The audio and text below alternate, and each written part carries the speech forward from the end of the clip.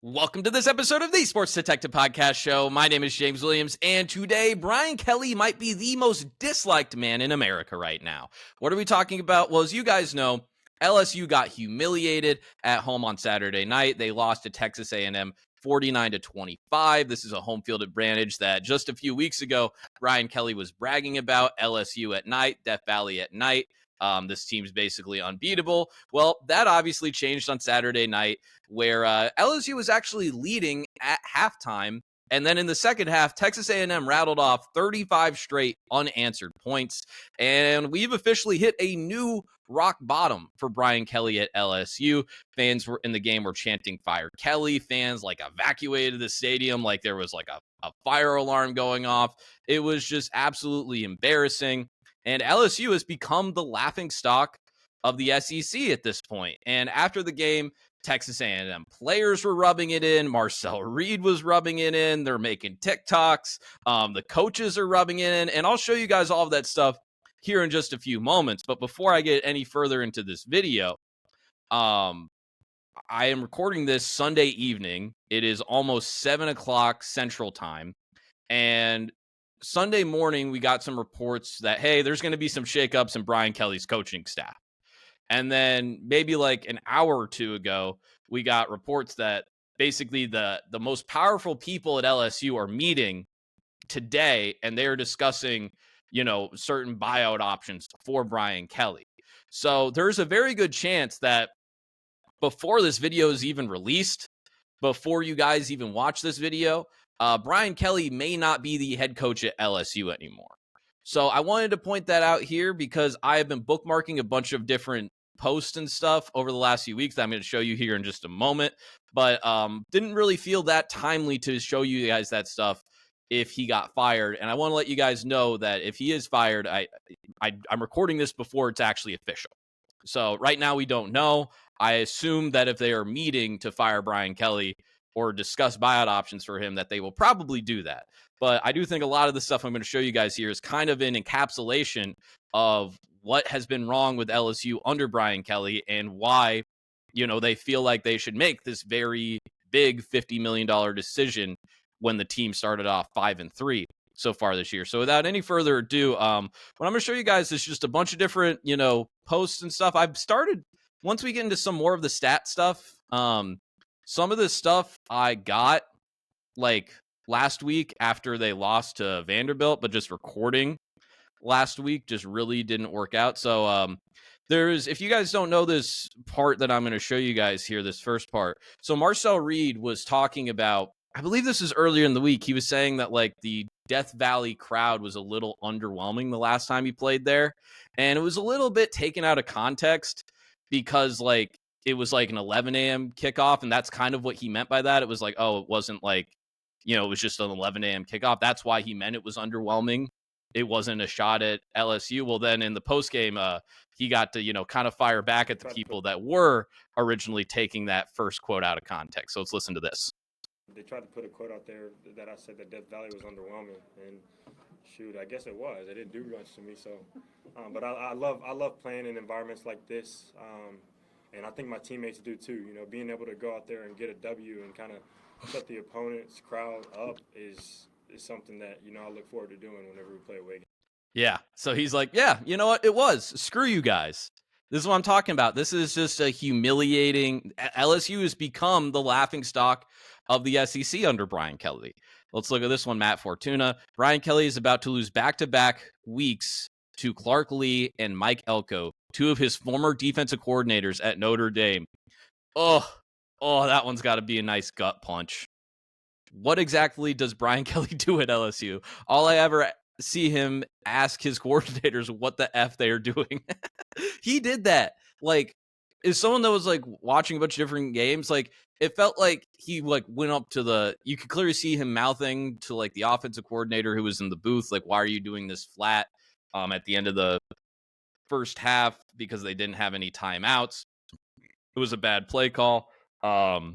They kept kicking because Texas A&M had a punt return in that game. And then he's going over and he's yelling at the special teams coordinator. It's the point where it's these are your coaches. This is your staff. you're now, it's one thing to go and get into a player say, so now you're doing it to all of your coaches. And that's kind of like one of the things of Brian Kelly is, hey, dude, it seems like you're always pointing the finger, and that's been one of the biggest criticisms of him. And who knows what it's like behind closed doors if he's doing that same thing there. But just from a public perspective, outside looking in, he keeps pointing the finger, pushing off blame.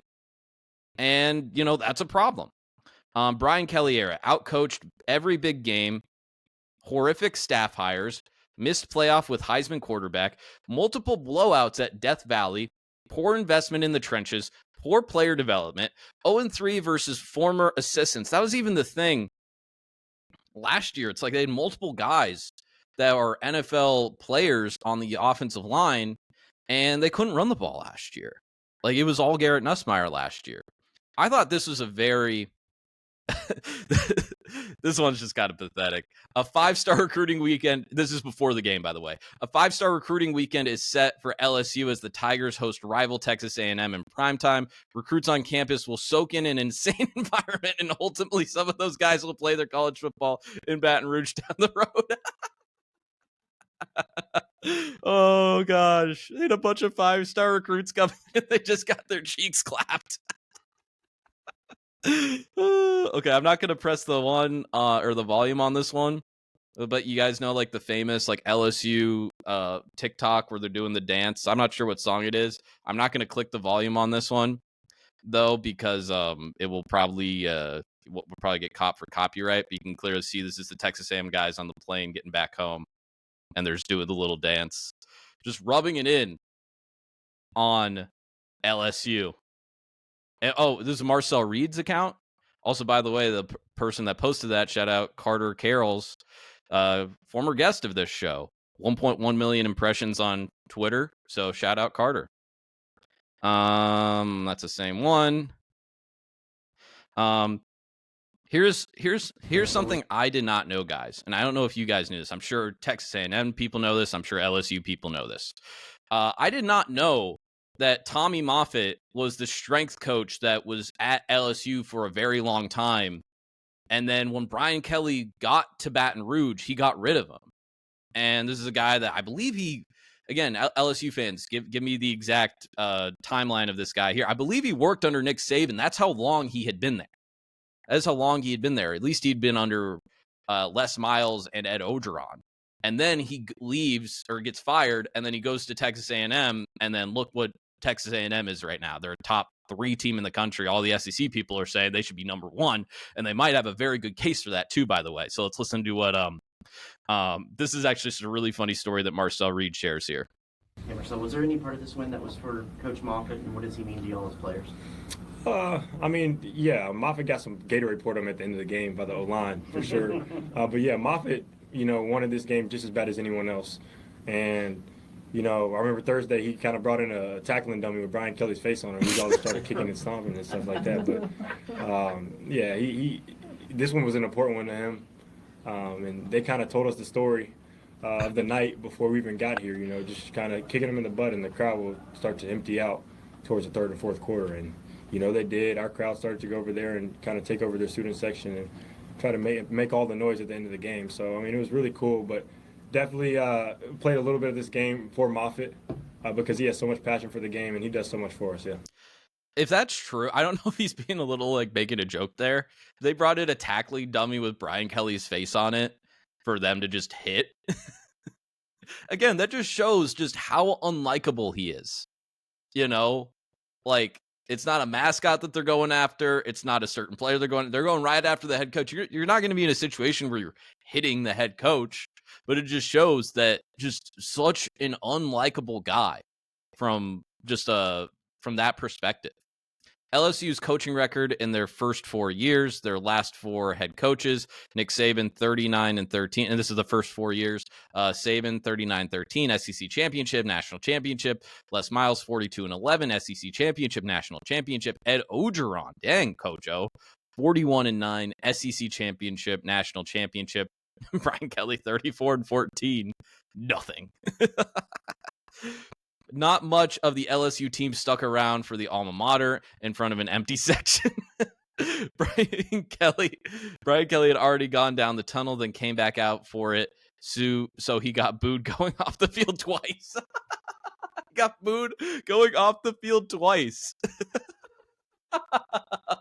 Well, that just shows you, like, if this is one of the signs, if he does get fired, this is the thing too, where if a bunch of the team is like, screw this, we're not doing the alma mater thing, we're just going to go into the locker room, we just got humiliated. That means that you don't have a connected team. It means you don't have a team that has togetherness, where it's a divided locker room, and at least a good portion of these players, it seems like, is maybe, Brian Kelly, they're not getting Brian Kelly's messages anymore. Or maybe you could say it's the coordinators or whatever on at least the offensive side of the ball. But yeah, man, there's signs that he's probably lost the locker room. So basically, LSU said they were going to do this like drone show at halftime, and then Texas A&M football here, 1.5 million views, basically trolling LSU football. Heard the show got canceled. We got it covered for you. Hanging a big fat drone L in the air to LSU and Brian Kelly. Here's more of the stuff that I was talking about with the strength coach. One of Brian Kelly's first moves as LSU coach was firing Tommy Moffitt, a legendary strength coach who was part of all 3 LSU titles this century. So yeah, he was with Saban too. Tommy Moffitt is now the strength coach at Texas A&M. This is the second year in a row A&M has absolutely bullied LSU. Just saying. Since Brian Kelly started at LSU in 2022 and Marcus Freeman took over him at Notre Dame, Marcus Freeman is 38-11, 13-7 in ranked games, 1 college football playoff appearance. How has Notre Dame played in like twice as many ranked games as LSU? How have they played in that many? 1 college football playoff appearance, 3-1 in playoff games, 2-0 in non-college football playoff bowl games. Kelly 34-13, 5-9 in ranked games, 0 college football playoff appearances, 3-0 in bowl games. And I think we have the stuff about which bowl games he's actually played in here in a little bit. This is something I thought was interesting. If you guys want a little Nick Saban coaching stuff. I want to get happy about the results. I'm happy about the results. If you want to be happy about the process, I'm not. All right? And if we're going to do what we need to do as a football team to be as good as I want to be and as we want to be, then that process is not good enough. All right? So, and if you think because you won, you don't have to change, you got another thing coming. And that was in response to Brian Kelly earlier in the year when he like talked about, the first person in the press conference when they beat Florida was asking about their offense. And then Brian Kelly blew up and he called him spoiled. And kind of my thing was like, hey, I get, being mad that, hey, the first question after a win, you're going to be, kind of start off with a negative. But at the same time, too, it's like, okay, I get defending your players, which is what he did. But is that your guys' mindset when you're in the locker room? Like, hey, our offense has been crappy. We're not moving the ball. We're not running the ball. We're okay with that, though, because we're winning. So we're not going to be going at, not that you're not always constantly trying to prove, but are you going at it with this maniacal intensity of someone like a Nick Saban or the other great coaches that we see around college football? Are you attacking it with that kind of mindset and tenacity? Or are you just content with, getting dubs? And it seems like he was just content with getting dubs. Brian Kelly is an 11-11 on the road at LSU. With a 5th-year senior quarterback and all of these playmakers, LSU Tigers, one of 2 power conference teams to not score 25 points versus FBS opponents. The only other one is North Carolina. Well, they did get 25 points. This is obviously from last week. During the Vanderbilt game, but they did get 25 points this week, but you did get the safety from the block kick, so you got a little lucky there. I thought this was just funny. LSU boosters cleaning out Brian Kelly's office. Just trash fans throwing trash. This one, LSU under Brian Kelly, Citrus Bowl, ReliaQuest Bowl, Texas Bowl, 2025, fired, probably. When you leave a private school that prioritizes academics just to get beat by a private school that prioritizes academics, it's when they lost to Vanderbilt. Like I said, I was doing this last week when after the Vanderbilt game. I think this is the last one I have. Brian Kelly falls to 5-10 against ranked opponents at LSU. Yeah, it's the last I got. Yeah, guys, I think just from showing you guys all of that stuff, wow, that lasted a lot longer than I thought it was. I did not know I've been talking for 15 minutes. That's just kind of the culmination of Brian Kelly at LSU, where it's just a lot of entitlement. It's a lot of finger pointing. It's a lot of like, hey, I can go to LSU. Look at Coach O. He's this big dummy. He won a national championship there. I coached against him when he was at USC. If I have LSU's resources compared to the resources that I have at Notre Dame, watch what I can do. Watch me stun on these hoes. And with Brian Kelly, if LSU does end up firing him here and, this is it for him, I think it kind of shows us that we have officially entered into like a new era of college football where, one, you can get into the stuff with all of the head coach buyouts, and kind of like if, we kind of thought this was the case after James Franklin got bought out this year, like, hey, if that buyout is gone and James Franklin's buyout similar to Brian Kelly's in the total amount, then, hey, every buyout is on the table. Mark Stoops is on the table. Could Lincoln Riley's at USC be on the table? Like, all these buyouts are on the table, and it kind of shows you that and this will be kind of because I've been talking for a long time and I don't like have my videos this long, that, this style of coaching, you have to adapt to this new era. It is no longer the like, hey, I am in this awesome area. That means that I have this monopoly on all these players and I can build like, an insane roster just because I'm the head coach at LSU. Like, we're in a different era now. Well, now, does it help to be the head coach of LSU? Does it help to be LSU? Yes, but I think we're seeing with the money is power in this sport, you can be successful at a lot of different places. You aren't going to have as big of a competitive advantage just because you're the LSU head coach, right? And that's why we're seeing, Ole Miss is a top 10 team right now. Vanderbilt is a top 10 team right now. Indiana is a top 10 team right now. And that's because they have good coaches that either were able to instantly turn around their program through NIL and the transfer portal, or someone like Clark Lee, who's been there for a very long time at Vanderbilt, has stayed the course and has built a winning culture and has gotten a stud quarterback out of the portal in Diego Pavia, who a lot of people right now think should be the leader for the Heisman. So it just kind of shows you, and I know that's could get into a lot more details on how the sport has changed. The future of the sport is Marcus Freeman. It's Dan Lanning. It's just a lot of these guys that are at these, really good jobs. And, it's Mike Elko. It's Lane Kiffin. Like, these are the guys that are the future. And I think the time's just passed Brian Kelly by. And you could always look at a lot of the stuff with Notre Dame too, where like, he never really won a big bowl game at Notre Dame. If you go through it, his time at Notre Dame, like I can't remember what his biggest bowl game is that he won. And that was kind of something that I saw with him heading to LSU, where I was like, hey, I don't know about this hire. I don't know about the price for him, but we see how it's gone so far. And if they do fire him, it's going to be basically LSU saying like, hey, dog, so if we bring you back, are we just kicking the can down the road a little bit farther, and then we're just going to fire you 12 months from now? And is it better to just, if we're going to fire you next year, we might as well just fire you now? So I don't know, man. Like I said, recording this before, it's still 7:09 my time, Central Time. No decision on Brian Kelly yet, but I assume if they're meeting to talk about buying him out, that they will fire him and buy him out. So probably when you guys watch this video, you guys already know that stuff. And yeah, hope you guys enjoyed this video.